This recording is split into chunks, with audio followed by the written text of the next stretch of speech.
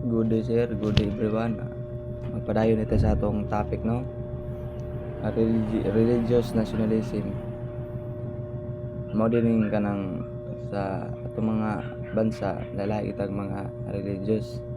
Example ani diri sa tuwa is mostly itong makita gid daghan Catholic gid.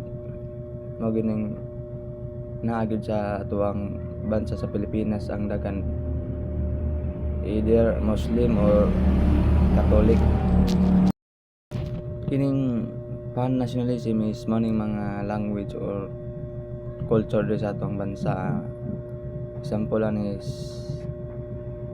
Pilipino pero lamang kay tagay daghan tay mambalan pili ta mo Tagalog, English, Bisaya mo nakalamang sa atuang country.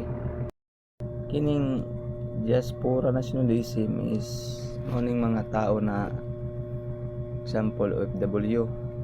Example is kung niadto ka gawas imo ang kuan yapon di ka ma-adapt dito kundi mao ra gyapon as a Pilipino ra gyapon ka. Stateless nationalism is moning mga grupo ug sa lalaing mga bansa. Example is Filipino. Nato yung mga grupo ng mga Muslim,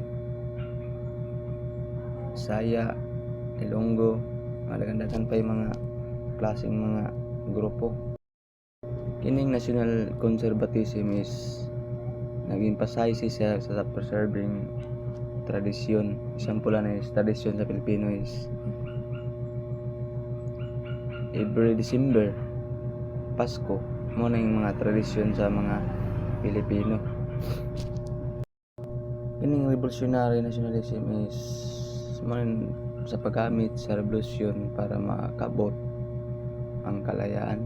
Example is sila Dr. Rizal mo tong nagipaglaban sila para makabot ang kalayaan ri sa atong bansa.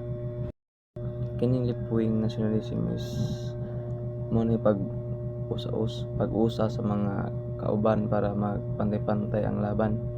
Example is di ilang sundalo kundi police part tapos sa mga government agencies.